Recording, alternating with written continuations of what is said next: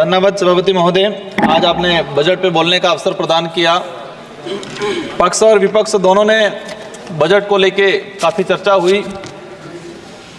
देश का जब बजट आता है तो देश का युवा एक आस लगा के बैठता है कि इस बार कुछ अच्छा होगा।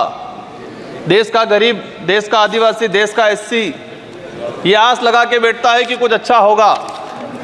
हमारे राजस्थान की बात करें, राजस्थान में डंका बजा रहे थे कि डबल इंजन की सरकार है, सब कुछ हो जाएगा।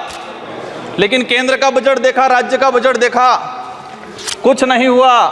और पूरा देश का एसटी, एससी, आदिवासी समुदाय हो, युवा हो, सब ये लग रहा है कि ये डबल इंजन की सरकार की दावा करने वाली इस बार का जो बजट है वो कहीं न कहीं सिर्फ बिहार का, कहीं न कहीं आंध्र प्रदेश का और सरकार बचाने का बजट साबित हुआ है।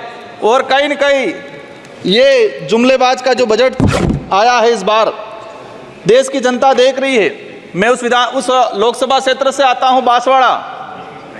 मैं बांसवाड़ा डूंगरपुर की जनता को धन्यवाद देना चाहता हूं जिन्होंने मुझे चुन के भेजा। वहां पर हमारे प्रधानमंत्री जी ने कहा था कि जिसकी कोई पहचान नहीं है, जिसका कोई नाम नहीं है, जिसका कोई रिकॉर्ड नहीं है, ऐसे व्यक्ति को जिता के क्या करोगे। लेकिन बांसवाड़ा डूंगरपुर की जनता ने ठान लिया था कि लोकतंत्र है, राजतंत्र नहीं। और ये राजतंत्र तय करने का किसी को ठेका नहीं है, लोकतंत्र है। जनता ने ठान लिया था कि इस बार राजकुमार रोज जाएगा। मैं आपके माध्यम से, पूरे सदन के माध्यम से मेरी जनता को धन्यवाद देना चाहूँगा।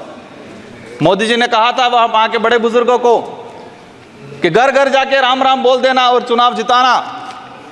वहाँ के बड़े बुजुर्गों ने ठान लिया और कह दिया था, और मेरे माध्यम से और आपके माध्यम से संदेश पहुंचाया है उन तक। मुझे कहा था मोदी जी को कह देना कि देश के आदिवासियों को उजाड़ने का काम पिछले 10 सालों में हुआ है। देश के अंदर धर्म की राजनीति हुई है।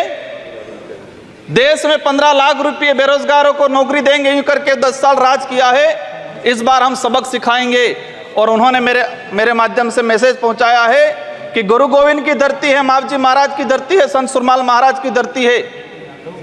मानगढ़ दाप में 1500 आदिवासी शहीद हुए थे। मोदी जी 2 बार आए, लेकिन मानगढ़ के लिए, आदिवासी समुदाय के लिए एक शब्द नहीं बोल के गए, कुछ नहीं करके गए। तो उन्होंने मैसेज पहुंचाया है कि आदिवासी समुदाय जाग गया है और अब वो आदिवासी समुदाय नहीं रहा जो बहका में आ जाएगा और वोट दे देगा।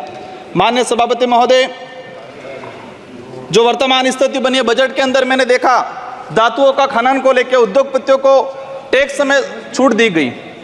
लेकिन ये खनन कहाँ हो रहा है?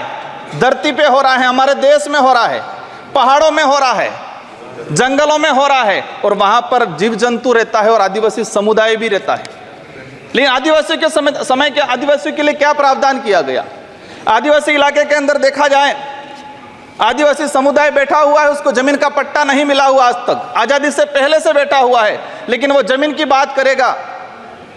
सभापति महोदय, यहाँ पर सत्ता को लेके होड़ मची रहती है, सत्ता पाने को लेके बोला जाता है। मैं जो कहना चाह रहा हूँ, हमें सत्ता नहीं चाहिए, हमें हमारा अस्तित्व बचाना है, हमारा स्वाभिमान बचाना है, हमारा जल जंगल जमीन बचाना है।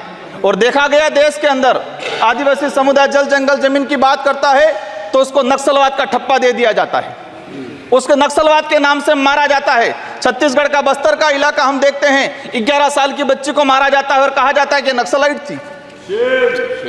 3-3, 4 साल के बच्चों को मारा जाता है, गर्भवती महिलाओं को मारा जाता है।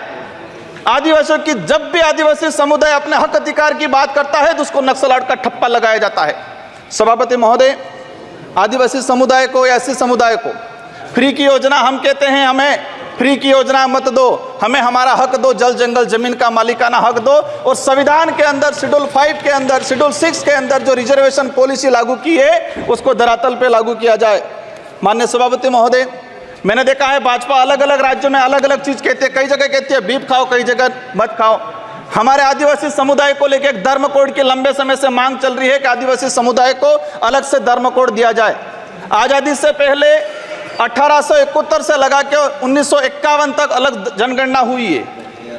आज आदिवासी समुदाय कोई ईसा धर्म अपना रहा है, कोई हिंदू धर्म अपना रहा है, अलग अलग जगह बटा हुआ है। आदिवासियों की आइडेंटिटी, उनकी पहचान खत्म हो रही है। आदिवासी समुदाय अपनी पहचान बचाने को लिए लड़ रहा है और लंबे समय से कह रहा है कि आदिवासियों की अलग से जनगणना कॉलम होना चाहिए, धर्म कोड होना चाहिए। झारखंड के अंदर 11 नवंबर 2020 को झारखंड विधानसभा में प्रस्ताव पास हुआ अलग से आदिवासी धर्म कॉलम को लेके। वहां विपक्ष में भाजपा थी और भाजपा ने समर्थन दिया और कहा कि आदिवासी समुदाय धर्म व्यवस्थाओं में भले हिंदू हो ईसाई उसमें नहीं आता है, आदिवासियों की अलग परंपरा रीति रिवाज है, उनको धर्म कोड जारी किया जाए। लेकिन राजस्थान में अलग तरीके से माहौल बनाया जाता है। हम कहते हैं हमें किसी धर्म में नहीं रहना है, हमको आदिवासी हैं, आदिवासी रहने दिया जाए। माननीय सभापति महोदय, लंबे समय से देखा गया है, कहते हैं वनवासी, कोई कहता है कुछ और। हम कहते हैं हमारी जो आइडेंटिटी है, हमारा जो देखा गया है कई बार कि जो व्यवस्था बनी है उस व्यवस्था के अंदर हम कई बार कहते हैं हमें कुछ मत दो एजुकेशन को लेकर। नई शिक्षा नीति, मुझे लग रहा है अभी घंटी बजने वाली है, मैं 2 मिनट में मेरा समाप्त करूंगा। नई शिक्षा नीति के तहत यह प्रावधान किया गया है कि 6 साल का बच्चा होगा इसके बाद उसको पहली क्लास में एडमिशन दिया जाएगा। माननीय सभापति महोदय, मैं कहना चाह रहा हूं निजीकरण को बढ़ावा देने का तरीका है ताकि सरकारी संस्थाएं खत्म हो, प्राइवेटकरण हो, ये कहा गया है। मैं अंत में एक ही चीज कहना चाहूंगा, मेरे लोकसभा क्षेत्र के अंदर गुजरात और राजस्थान का बॉर्डर है, वहां पर माही और कड़ना बना है। मैं सरकार से कहना चाहता हूं अगर आदिवासी समुदाय के लिए उस क्षेत्र के लिए कुछ करना चाहते हो तो इरिगेशन के तहत माही और कड़ना से प्रोजेक्ट तैयार करके उस इलाके के अंदर रखा जाए। अंत में आप सबको धन्यवाद।